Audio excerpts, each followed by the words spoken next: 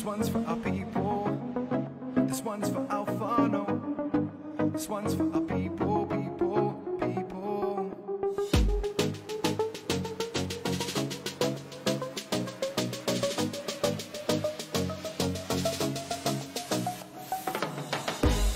This one's for our people. This one's for our whānau. In one day, the Māori, kore kitea, intangible life force of being alive, basically. Ka hore te Māori atua e kitea. Can't see the Māori of an atua. But you can't see the Māori of a human being either. It's intangible. But when they get up to do the haka, everything is displayed. But that doesn't mean I'm going to do the haka. I might fall over. Yeah. But nevertheless, the importance of Māori atua, Māori tangata, and the energy that they incorporate and carry and have sprung from is fundamental. Everything else that they have to do. Te Māori ora ka kitea, ko te tangata e tū meira ki te haka.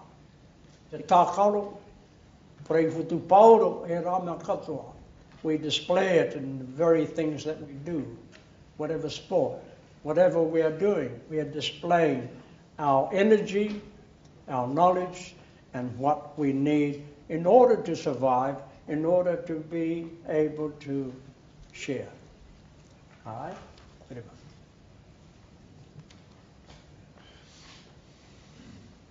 Te Māori tangata whenua. Tērā te wā, Māori tangata whenua was a fundamental, isolated concept until colonialism came along and then changes took place. But Māori tangata whenua is a sacred principle of life connection to Papatuanuku. So from the sun, outer space, earth, and foothold, then the connection, the spiritual, physical connection, is a sacred connection to the landscape. Heke mai I te Māori from dynamic forces, Māori o ngā atua, o te pō, o te ao mārama,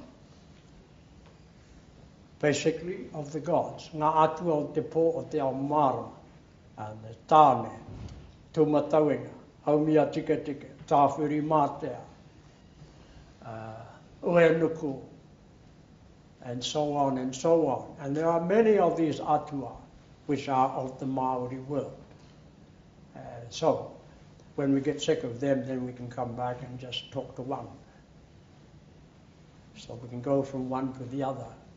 And we can be as wholesome and as respectable as we possibly can to each other. And nō reira, ki te tai ao o te rāngi me Papatuanuku, that's how we are on this landscape. Hina te marama, the moon, so we see that almost every night. Ngā whetū maha, myriad stars, they are part of our lives. He tapu, he tapu, he tapu. Principles of natural law. He pātai a koutou. Any questions you'd like to ask? Well, written with an O or an A, is there a difference? Yes, yeah. Māori, kōrero mai? Māori.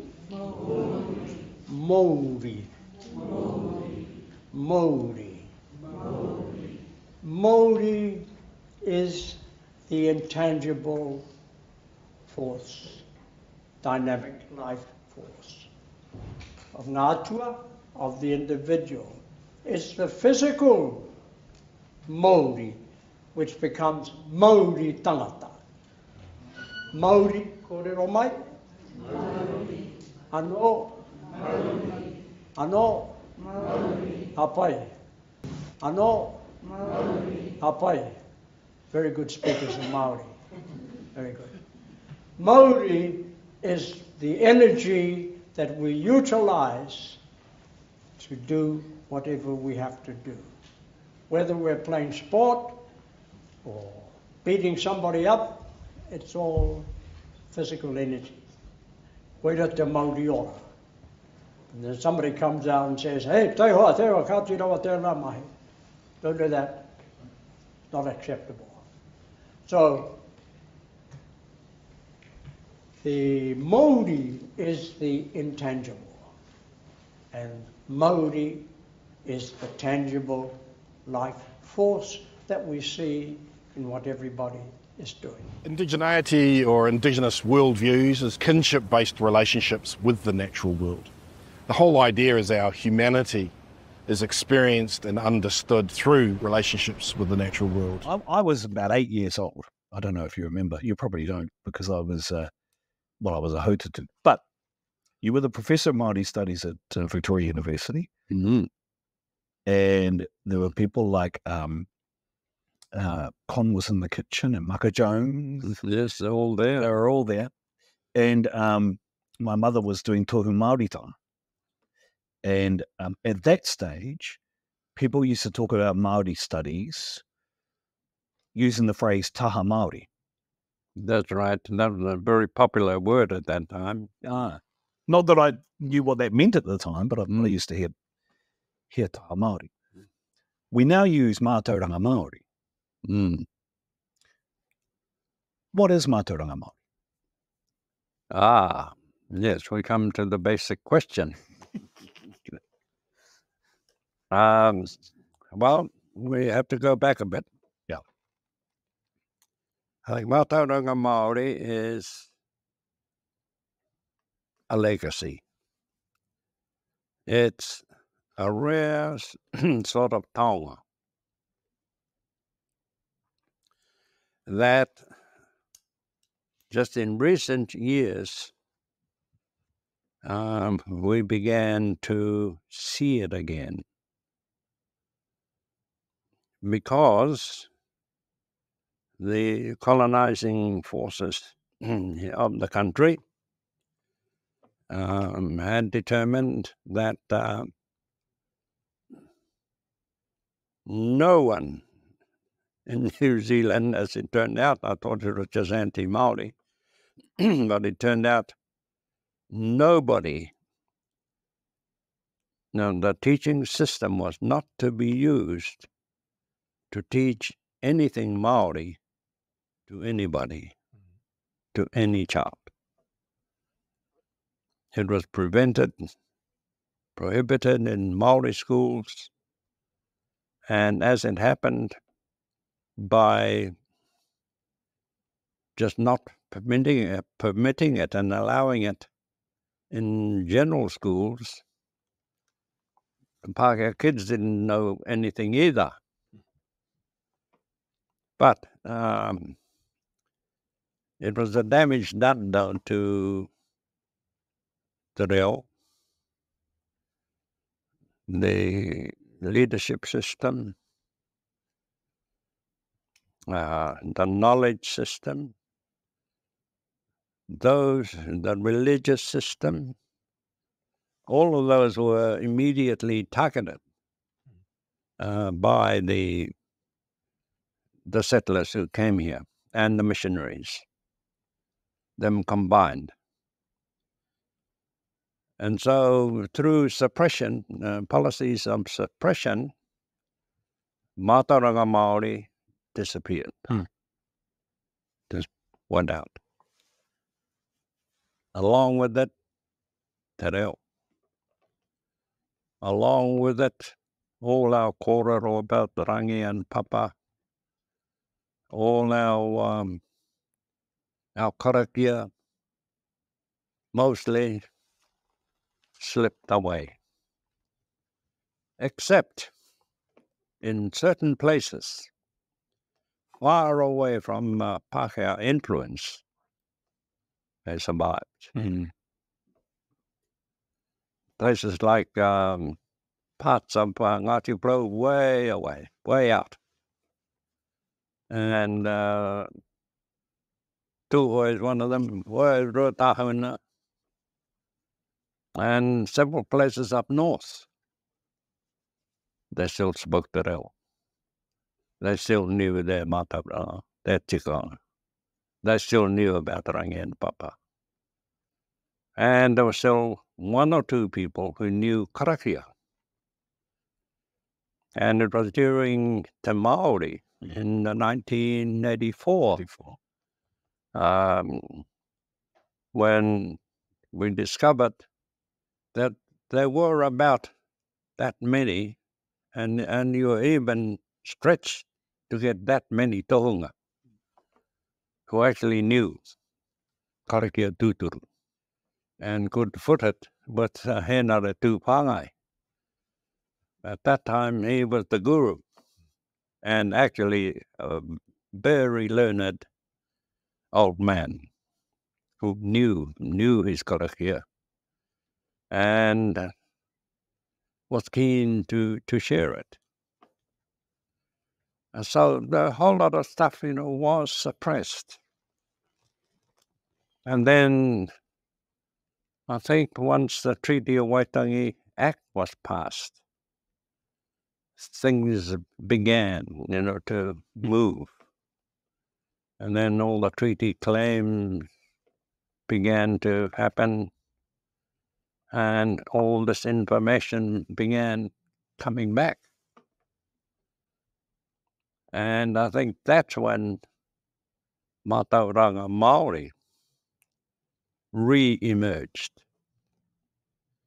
I think first the reo re-emerged. Yes. Then Mātauranga Māori. And the amazing thing about Mātauranga Māori was that not only did Māori seize it when it did come back, but Pākehās loved it. They too wanted it. And so you have Māori trying to gain control for their own cultural development. And this time, waves of Pākehās suddenly interested in Mātauranga Māori. Mm-hmm. So every government department now has a policy on Mātauranga Māori. And we're in the position now that we're not quite sure as Māori whether we own this taonga that is actually a legacy handed down to us from generations who passed on. So one of the things I see on the Pākehā side of my family is we don't ritualise our relationship to whenua as much as I do on the Māori side of my family. The Māori side of my family, we're constantly talking about our maunga, our moana, whenua and all that. We do that all the time. All things, natural phenomena, birds and bees and plants and trees, the water, human beings, we're all children of the earth and therefore we're all kin to each other. Ia Māui e mātakitaki ana ia hina I te rangi, I te hua me te roku o te marama. Ia hina e mate ana I te wā o hinauri, me te whakawhānau ia no I te wā o te marama hou. Ko tana hia kia pērā tonu kia hina, I whakaro ia kia hoki atu ki tōna whaia, ki tōna ukai pō, kia ora ia, mo te ake tonu atu.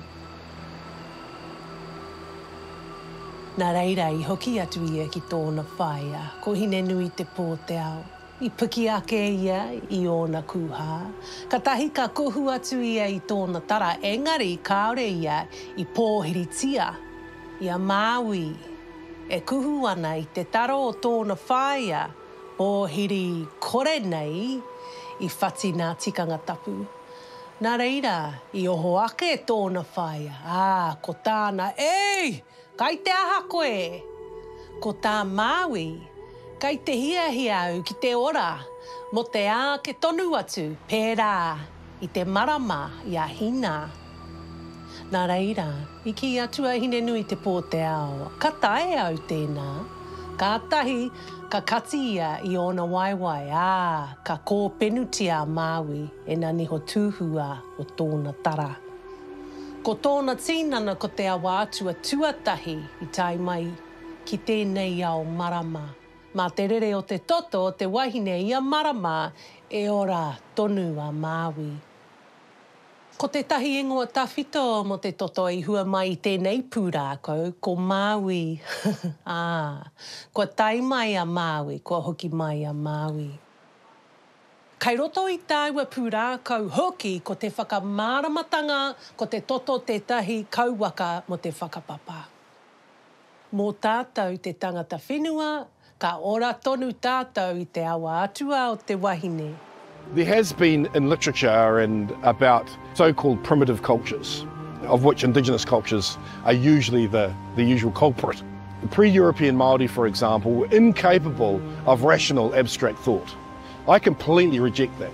Yes, they lived within what today we would call a mythological worldview. Yes, of course.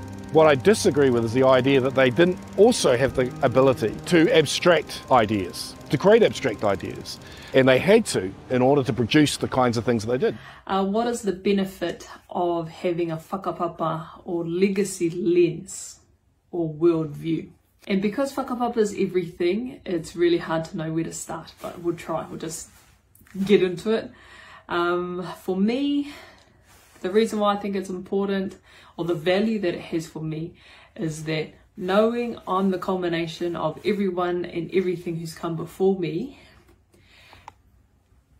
reminds me that I'm not alone, and also brings me comfort knowing that whatever I might be going through, whatever trials and tribulations or adversities or confusion and uncertainty, because my whakapapa, my tupuna live on through me, and having that lens or that worldview reminds me that whatever I'm going through, they've already endured and they've already survived.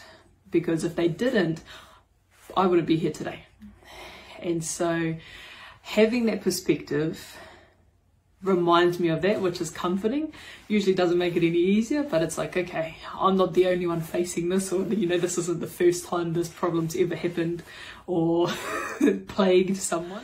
And then from there, it's like, okay, well, what did they do? And how can I harness that or lean into that to help me figure out how I'm supposed to get through what I'm supposed to get through? Because it might be the exact same situation, it might be a different expression of it. And then you've got pūrākau like Tāne's ascent to Tiki-Tiki-Orangi, being attacked by whiro and te aitanga a pepeke. You know, then I'm like, okay, well, if I'm Tāne and I'm pursuing my own kete or my own potential, I will be attacked by some manifestation of whiro or te aitanga a pepeke in some way. Whether that's internal or external, kind of depends on the phase. But so, you know, having that kind of perspective just makes all the things that happen, that feel like they happen to me, just so much more natural. Like it's not like because I'm a bad person, these bad things are happening. Like it removes that, and it even removes pressure in some way. And saying that, like, no one has higher expectations of me than I do. And so I can get on my case and get quite critical. But then having that whakapapa lens or that legacy, like understanding my place in it as the teina to everyone who's come before me, not just ira tangata, not just in terms of my human tupuna, but also the taiao, the natural environment, and atua as well. And so it's comforting, it's reassuring, and it's empowering. Whakapapa is kind of one of the great passions of the Māori world. It's a knowledge tool that articulates relationships between people and other people, and between people and places. It's through whakapapa that I have a relationship to this particular whenua here. I also believe that that sense of rootedness in the whenua enables one to be more resilient in life, enables one to cope with challenges and problems. I can return here to be healed and strengthened and so on. When we all descend from Ranginui and Papatuanuku and all of that, we live in this thing called the woven universe. And understanding and knowing that brings a sense of empowerment and deep healing. Te mātou kaupapa hei whakarau ora mai, whakahoki mai ngā māramatanga mo tēnā rohe, mo tēnā rohe, mo tēnā rohe. Ko puta mātou i te tai toke rau katoa ki te kōrero i tēnei kaupapa o te māramatanga mo ngā rohe katoa. Ko tēnei rohe roto o Ngāti Wai nei, ko wānanga mātou ki roto i warā tēnei marae. Iari ko te mea nui o tēnei mea o te māramatanga, kia puta koe ki waho. Kia purea koe ngā hau o te hau kāinga, kia mōhio koe ki te hakarongo i ngā hau, hauruhi, ngā hau ngenge, ngā hau tutu, ngā hau kōtingi, wera momo hau, e pū mai nei, kia mōhio koe ki ngā momo hau, me te mea ka kite koe te āhua o te puāwai mai o ngā pohutukawa me ngā rāta, mōhiotanga atu koe, kei roto koe i te wā o te matiti muramura. Te rā te wā, te tohu o te whenua, te matiti muramura, ko te puhutukawa me te rāta. Te tohu o te moana mo tērā mo tēnei wāhi, ko te takeke, ka tau mai ki uta. Te take i ngaro haere ai, nā te tainga mai o ngā Pākehā, nā tā rātu nei hakatū i warātu wake kura. Hei ako i ngā Mātauranga te Pākehā. Hei ako i ngā hītori a te Pākehā. He nui ngā akoranga i a mātou e tupu ake ana, kia mōhio ai tātou ki te kingitanga o Ingarangi, me ngā hakapapa o Ingarangi. Ngari ka taimai kia tāu o te kāinga nei, ka hore he paku akoranga mō ngā Mātauranga o ngā mātua. E hia nei rautau i konei te tupua nei tēnei whenua. Koe rā te take i ngaro ai. Nā tā kore e kore no rātou e hia ki te ako i ngā Mātauranga Māori nei. We didn't have a concept of ownership in our traditional culture, such as we understand it today, and rights to land and things like that. But we did have quite elaborate arrangements which delineated people's relationships to certain places and their ability to go and harvest from those places. I often wondered what it must have been like for our people when they learn overnight that 10,000 acres has been sold and you can no longer go there. And they go, well, what does that mean? And they discover, no, you can't walk over to the other side of the river anymore. No, you can't harvest the birds up there anymore. And I said, well, why can't I? They said, well, because we got given 100 pounds. I can no longer visit the mountain where my ancestors is buried. We've been doing that for 500 years continuously. My tupunas arrived here just down the road in approximately 1350. We don't know exactly the date. The first thing our people did was conduct the rituals of what are called uru whenua. And these are rituals for gaining the mana of the land. And it's from that time our people have had what we today would say rights to water. So by the time you get to 1840 and the signing of the Treaty of Waitangi, our tupuna understood that signing the treaty was just basically a confirmation of all of that and a continuation of it. The Crown believed that in 1840 in signing the treaty that the Crown could now assume the ownership of water, assume the ownership of the seabed and the foreshore and things like that. And of course it was just a matter of time before those two ideas were going to clash. Yeah.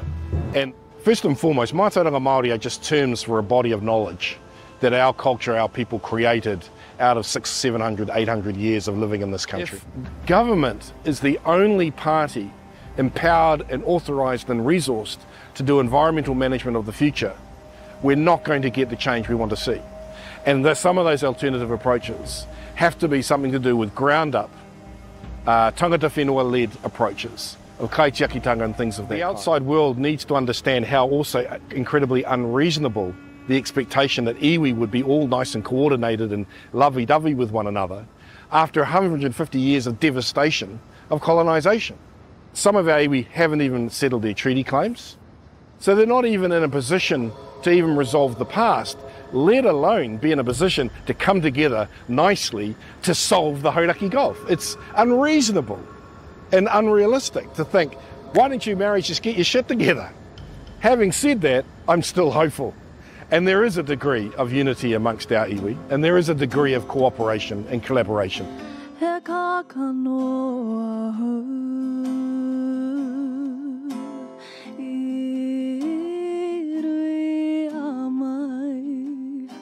Irangi